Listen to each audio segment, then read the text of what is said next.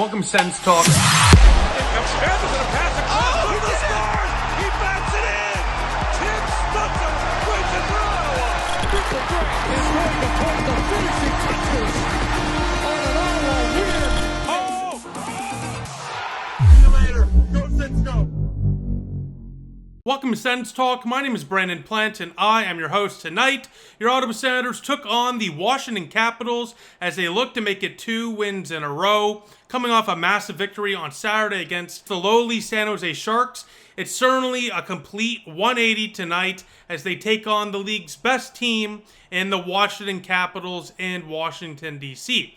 Now, before we get into the post-game recap, I just want to say thank you to all of you who nominated us for 4 different categories at this year's 2025 Ottawa Faces Magazine Awards. We're up for Best Blog, Best YouTube Channel, Best Sports Podcast, and Best Sports Personality. That's under my name, Brandon Plant, by the way, not just Sens Talk. But again, thank you to all of you for the 4 nominations for those 4 different categories. You can vote for us if you'd like at facesottawa.ca/awards. That's facesottawa.ca/awards. You can vote for us up to once a day up until March 14th when voting closes. So make sure to get your votes in the next couple of weeks here while you can. Again, we are looking to defend our Best YouTube Channel in Ottawa award, looking to make it 3 years in a row, and as well, we're looking to make it back-to-back years for Best Blog in Ottawa, while also looking to bring some more titles to the wall over here. Maybe Best Sports Reporter, maybe Best Sports Podcast very soon. But again, once you're nominated, you might as well win it. So with that, if you wanted to vote for us, I greatly appreciate it. Thank you so very much again for nominating us. But again, we're nominated. Let's win this thing. So again, facesottawa.ca/awards to vote today. Again, thank you to all of you for your support. Now let's get into tonight's game. Going into this game, Ottawa, they are still in the playoff race. Now, if they lost against San Jose the other day, they'd still technically be in the hunt, but they would have been like where Montreal is in the standings right now. And I don't know about you, I don't want to be where Montreal is in the standings right now, right? So that win on Saturday was huge for a multitude of reasons. The biggest reasons are, of course, snapping out of that 5-game funk, getting the 2 points you desperately need to get back closer to that playoff spot, and then most of all, keeping pace with the top echelon teams in the wildcard race instead of getting mixed into the pack of mediocrity like the Flyers and Habs. Again, no offense to them, but let's just be honest about the situation. If Ottawa wins today, we will be right back into a playoff spot for the first time in not too long, so a lot on the line tonight. But again, even just a point, no foreshadowing, I'm just throwing it out there. Just a point would be big, but the 2 points would get us back in the playoff spot because with 23 games to go, every point, every win matters right now. And we frankly can only afford to lose maybe 8 or 9 of our last 23 games of the year. Remember, our last 9 out of 10 are at home. We have tied for the easiest remaining schedule in the National Hockey League. So there's no excuses. We control our own fate. We have a certain amount of games we can still lose, so we still have some comfortability in that regard. We don't have to win every game or go on a crazy run, but you got to win a lot more than you lose, of course, especially with so many teams either breathing down our neck or teams that we're chasing right now. The lineup tonight for the Ottawa Senators would remain the same as it did the other night against San Jose, which means that Tyler Kleven remains out, and now he's been designated with a severe timetable. He's going to be out week to week, which is a really tough blow for Ottawa and their blue line, who does not have a lot of physicality there other than Tyler Kleven. He's been fantastic in his first full year in the National Hockey League, primarily there on that third pairing. And I really hope he gets back soon because that's a huge loss for Ottawa. He's a steady defensive presence there for the third pairing. And thankfully we have guys like JBD and Manapalo and Hamnick there to round out the depth, so it's not exactly a crisis for Ottawa in their their blue line depth situation, thankfully. And again, JBD was on the trade block. Garriock's been reporting, so Garriock said today he's probably not going to be dealt now, and I would agree with that. I don't think you should have dealt him anyways. Young player, on contract control. Hamnick's not going to be here forever. I'd keep him. But this especially, I think, solidifies that, where, again, Kleven, if he goes onto the LTIR, which is a possibility week to week, this is kind of where I'm going with this. You put him on the LTIR. You have Cousins already there. And that should just barely free up enough space. And I'm just throwing this out there. Is it going to happen? Probably not. Just throwing this out there. It should just clear up just enough space. If Carolina retains half the salary of the half already retained from, Mikko Rantanen's salary from Colorado, Ottawa could barely afford him under the cap. Now, is it possible? Yes. Is it going to happen? Like 95% sure it's not going to happen. But one can dream. But the point very simply out of that is, sure, Rantanen might be a bit of a stretch.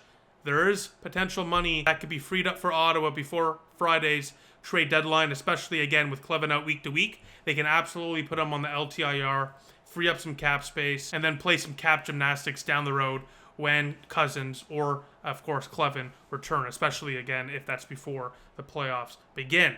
Now, going to this game, Tim Stützle, Stützle has an 11-game point streak going to this game with 4 goals and 12 assists for 16 total points. Unbelievable. I mean, that's actually crazy. That's among the top in the National Hockey League right now for point streaks. Going to this game tied with Leon Draisaitl. If he scores tonight, he would pass Draisaitl as the leading guy in the National Hockey League for point streaks. Pretty cool that there's 2 Germans there leading the way.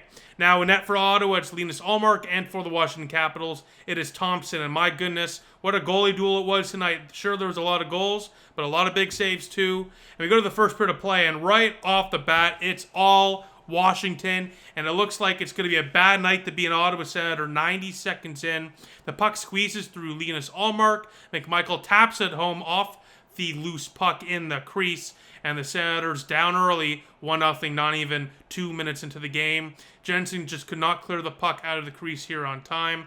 The Sens would challenge this goal for goaltender interference. Frankly, flip of the coin, to be honest with you, with goalie interference. You really never know.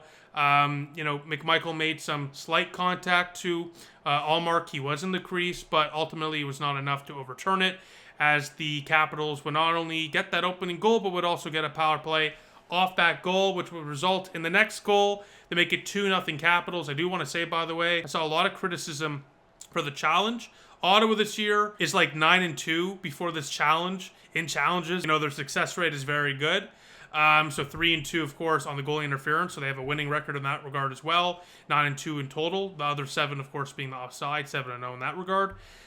So again, this coaching staff has had a very good ability to overturn calls. So I don't blame them for taking the shot, especially early on.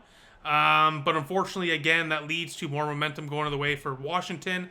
And then a couple minutes later, it would be 2-0 Washington. Horrible defensive positioning here by Drake Batherson, who leaves Pierre-Luc Dubois wide open, and he puts in a nifty goal in the slot here. Nice play by Dubois to put that one home to give the Capitals the 2-0 lead off a nice pass from Connor McMichael, who is the story of the game, not even 5 minutes in. Embarrassing defense there for Ottawa, as Drake Batherson fails to pick up Jake Sanderson's man, as Sanderson is caught up high.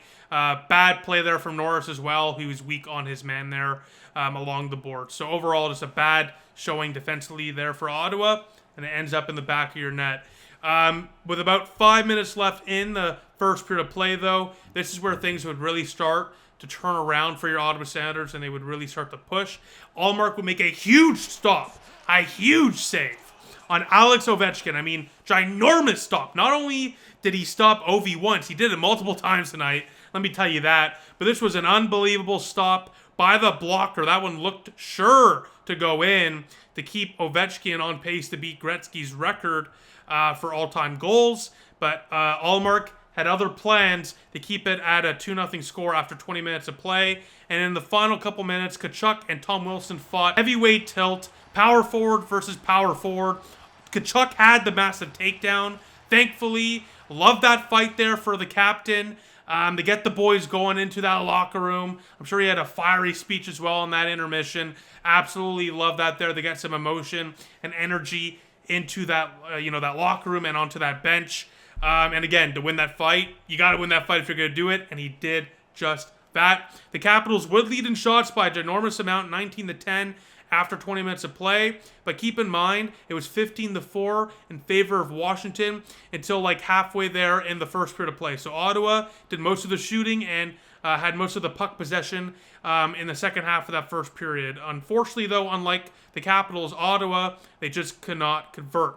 And that solid play and that puck possession and the momentum would continue on into the second period of play as Ottawa, 6 minutes in, would lead 9-0 in shots. The Capitals would not have a single shot 6 minutes in, but of course, you already know how that's going to go. 3-0 Capitals. Tom Wilson from the top of the hash mark on the power play, and the Capitals strike to make it 3-0. And this, we'll talk about it in the game notes. I have some stats I want to take a look at for Ottawa's penalty kill in their last 10 games going into this one. Because the diamond formation gets exposed here again. It's the same play every single time. If I can see it, I'm not a National Hockey League player. If I can see it, I have a good feeling the National Hockey League players and the National Hockey League coaches and the National Hockey League scouts can probably see it too. Passing it from down low along the goal line or from behind the net to a guy in the slot or between or around the hash marks. The Sens are always disorientated once the puck gets down low. And clearly the opponents know that as a weakness for Ottawa because they continually penetrate that way. As the Capitals do so again here, they make it 3-0. And I'll just save the rest of my thoughts for the game notes. I have some extensive stats to take a look at that. But this is where things would change. Yes, the Capitals make it 3-0. But like as I already said, just before that goal and that dumb penalty by Manapolo, I believe, Ottawa was leading in shots 9-0 and have controlled possession and momentum since halfway through the first period of play. And that would continue a few minutes later with about 7-8 minutes left in the second period of play. Here comes the Sens. Unreal rush by Jake the Snake, Jake Sanderson into the offensive zone. He finds Shane Pinto for the perfect feed as Ottawa's down by 2. What a pass to Shane Pinto Beans Pinner. They make it a 3-1 game off a beautiful pass from Jake Sanderson. Shane Pinto has goals in back-to-back games. He has goals in 4 of his last 7 as well, and has points in 8 of his last 8 games as Ottawa, after 40 minutes of play, are only down by 2. Sound familiar? Just like Saturday night, Ottawa was down going to the third with a big potential point or two on the line. Same thing going to this one. And just like the last game, we look at the stat. Oh no. Ottawa's 2-21 this year. Going into the third period, not up. So we want to avoid from that trend continuing. And more so, we want to build off breaking that trend Saturday night. So we go into the third period of play. Ottawa is on the power play to start the third period. And that's all it takes. G-Money, 3-2 game. One-time slap shot goal. Claude Giroux, when you need him most, he comes clutch again. Clutch, G-Money, Clawfather, whatever the hell you want to call him.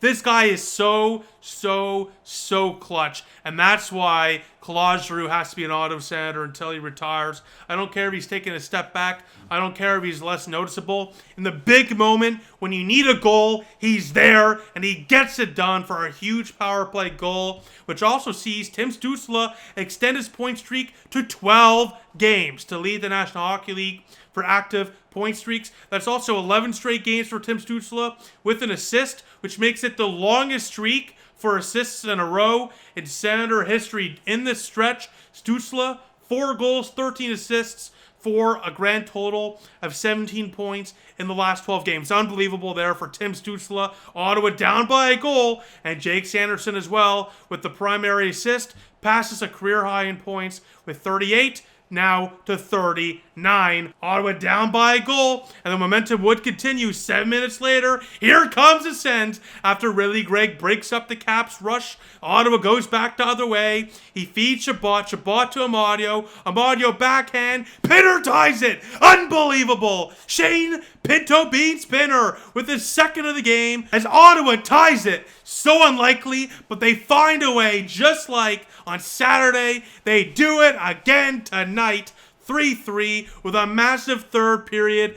Unlike, Saturday against like the worst team in the NHL, this is the best team in the NHL. What grit, what determination, what heart, what passion by the Ottawa Senators to find a way to tie it up at 3. I cannot believe it. I thought they were dead in the first 5 minutes of this game. But after that first 5 minutes, it was all Ottawa, and this tie was so well deserved. Oh, wait. 5 minutes later, the Capitals strike, and it's 4-3. And this one here gets my blood boiling. It's inexcusable, frankly. I mean, this is just a goal that cannot happen. Norris and Pinto. Pinto is already behind the play, so this is more on Norris. Norris should have committed to the play. Look at your screen. He goes off, leaves the lane open for the Capitals to rush in with multiple guys, and they take full advantage, ripping it glove side to take the lead right back to make it 4-3. Norris has to do better there. But it's not just him, it's everyone. That was just a brutal line change, you know? That was an absolute brutal line change. But Norris, you had the lane there covered. You going off, I know it was a long shift prior, I understand that, but going off there results in that clear lane. They get that pass over there to get the quick passing going to get that goal right away. So bad line change. Looked like it was going to kill the Ottawa Senators, but no. The Ottawa Senators of 2024, 2025 are not going away without a fight. The cardiac Sens, as I love to call them, the cardiac Sens are not going anywhere. They get a power play in the final couple minutes of play. They call a timeout. Claude Giroux, the Claude father. When Giroux speaks, you listen. And he's barking at the bench there during that timeout. Everyone's listening. Everyone's paying attention. And it shouldn't be a shock if you saw Giroux bark into that bench, you know, before this power play opportunity for Ottawa in the final couple minutes. What happened next probably shouldn't be too much of a shock for you. With a minute left, who else? Brady Tkachuk, tie game again. Big game Tkachuk for the captain, El Capitano, as Ottawa ties it at 4 on the power play goal off a Stützle shot. As Ottawa, again, what a third period. With a minute to go, they find a way to force overtime and get a well-deserved point. What a game this has been for your Ottawa Senators. What fight. And most of all, it's, as usual, the captain, Brady Tkachuk, scoring the clutch goals. We've been begging the big guys to come clutch in the last little stretch here. Giroux with a massive goal. Sanderson with multiple points. Stützle, a 12-game point streak. Tkachuk, massive tying goal. Shane Pinto, 2 goals. Greg, immensely important back check to strip the Caps off that puck to send the Ottawa Senators the other way. They get that tying goal originally there midway through the third. So many of these core guys contributing at key moments as we go to overtime, thanks to the core guys. And of course, how can I not even mention Linus Ullmark? Oh my, Linus Ullmark. What a performance for you tonight. Other than, I guess, that first one, I don't think you can blame him on really any of the goals he faced tonight otherwise. He had a fantastic game. He had a .902 save percentage, faced 41 shots, stopped 37 of them. But again, the stats don't do him justice. Again, multiple key stops on Alex Ovechkin in his office. Not easy. There's a reason only Wayne Gretzky has more goals than that guy. So Ullmark had a fantastic game. As we go to overtime in Ottawa with 3 minutes left or so, we get a power play. At this point, Ottawa is 2 for 6 on the power play. 17 shots. That's right, 17 shots so far on the power play tonight. But they would not score on this power play. They would have so many opportunities. Batherson with a wide open chance. Sanderson 2. They just can't capitalize. 4 more shots on that power play. Ottawa would finish the night 2 for 7 on the power play with an unreal 21 shots put on out of their 36. I mean, that's actually crazy. The power play tonight looked as good as it has in weeks. I mean, genuinely looked fantastic tonight. And if it wasn't for Logan Thompson and that damn right glove, you probably have a couple more on the power play tonight. So we go to the shootout, and the first 2 shooters for the Caps and Sens cannot put it home. But Dylan Strome puts it home for the Capitals in the 3rd round, and it's up to Claude Giroux to keep it going. He is stopped, though, as the comeback just comes short of gaining that extra point, as the Washington Capitals take down the Sens 5-4 to hang on and take the 2 points that they probably should have gotten in a much easier way. Hell of a battle for the Ottawa Senators. No complaints, no dissatisfaction out of this one whatsoever for Ottawa. Hell of a fight for the Sens, no doubt about it. They gave it their all. They showed heart. They showed determination. They showed grit. The Cardiac Sens came through with a massive point against the league's best team. A game a lot of us expected to probably lose. We're looking at the other games coming up. You know, we have a lot of easy matchups, frankly, coming up. This is the game where everyone's like, all right, well, if we lose that one, at least we should win the next ones. Getting a point out of this one is huge, especially considering the fact Ottawa was down 3-0 halfway through this game and down by a goal in the final minute of play. A massive effort there for Ottawa. Stützle, 2 points, extends the streak to 12 games in a row with a point. Unbelievable. And as well, accomplishing 11 assists in a row, a Sens, historic milestone. That's unbelievable. As well, Shane Pinto, 2 goals. Clutch game there for Pinto. I mean, Ottawa is 9-0 this year. Now, not 9-0, 9-0-1, but was 9-0 when Pinto scored this year. And Giroux, 2 points as well. Sanderson, 3 points. By the way, Giroux, as I already said, so clutch. But Sanderson, what a night for him. He's such a horse. He is by far the leading guy on that blue line. He is, I'm sorry, Tom Chabot, the best defenseman on that blue line. And he showed it again tonight. 3 points, 4 blocks. Such a well-rounded game for Jake Sanderson. He could do it all at both ends of the ice. And that's what makes him so valuable. Off the rush, he can create offense. And for the rush for the other team, he kills it. He kills the rush opportunities. He's so strong. He's just, frankly, if you look at the advanced analytics, he's a top 10 defenseman in the National Hockey League. He's a two-way guy. I'm not calling him a defensive D, but his pure defensive stats, top 10 in the National Hockey League. And this guy deserves way more respect around the league. The Four Nations tournament, I think, opened a lot of people's eyes. And don't be shocked if he's a shoo-in to make the Olympic team next year. Another fantastic performance there for Jake the Snake, Jake Sanderson. Now, Ottawa, 4 for 6 this year in points against the Capitals. Not too shabby whatsoever. Every game against the Capitals, all 3 times this year, have been electric. Electric. So if Ottawa faces Washington in the playoffs, should absolutely be a fantastic series against them. But I want to get ahead of myself. So just going to leave that there. Ottawa in their last 2 games, 3 out of the last 4 points. Not too shabby. Definitely will take that. And the next 7, we play multiple teams we're hunting.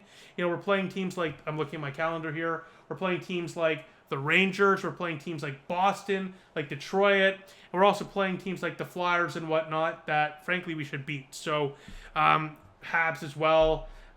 So, really, we should win more than half of our next 5 or 7 games here. And most of all, if we want to be in the playoffs this year, we're going to have to do that. So this is a good start. We need to build off this solid last 2 games after a rough 5-game losing streak. Now, the last thing I want to talk about is that diamond formation on the penalty kill. It has got to go. It really has got to go. It was unbearably terrible tonight. It's not only on the penalty kill, by the way. Ottawa down low gives up so many goals where the pass comes from down low. I don't know what it is, but the Sens have a hole in their defensive scheme, and the teams around the National Hockey League have noticed it. Prior to tonight, in the last 10 games for Ottawa, Ottawa has been shorthanded 36 times. They have allowed 10 power play goals against in that stretch for a 72.2 percentage on the kill. That penalty kill rate is 27th in the league over that 10-game stretch. So tonight, a little bit better, only 1 power play goal allowed, but multiple goals allowed from down low. Again, you just can't have it happening on a consistent basis. And again, it's been happening all year. I don't know why we're not doing anything to find a remedy to the situation and kind of find a plug to that hole. But teams are exploiting it. They are clearly targeting it as a weakness of ours, and it's up to Bumgarner, of course, Green and Alfie and Sexton to plug that hole and stop the down low passes from beating the Ottawa Senators on the score sheet.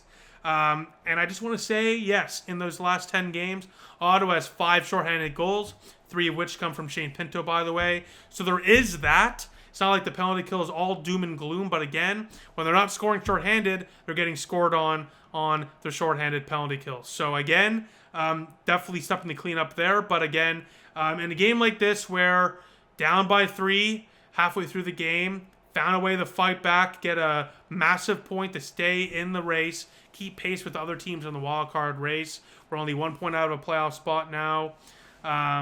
65 points on the year, as you can see on your screen right now.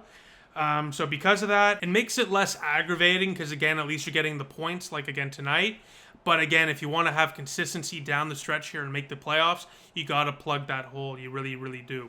Now, the next Sens game is on Wednesday against the Chicago Blackhawks. Hopefully, we see a potential Ryan Donato trade. We'll see. Garriock continues to connect Ottawa with the Chicago Blackhawks free agent winger, basically. He's a free agent at the end of the year. So hopefully Ottawa can pull off a trade. I love to see Donato here in Ottawa. If you watched my trade deadline video, I highly encourage you to do so if you haven't. You know I'm a big fan of his. But besides that, let me know what you think in the comment section down below as always. And with that, I will see you all Wednesday night as the Ottawa Senators take on the Chicago Blackhawks, looking to get more points and continue building off a solid last 2 games. With that, I'll see you all soon. Go Sens, go.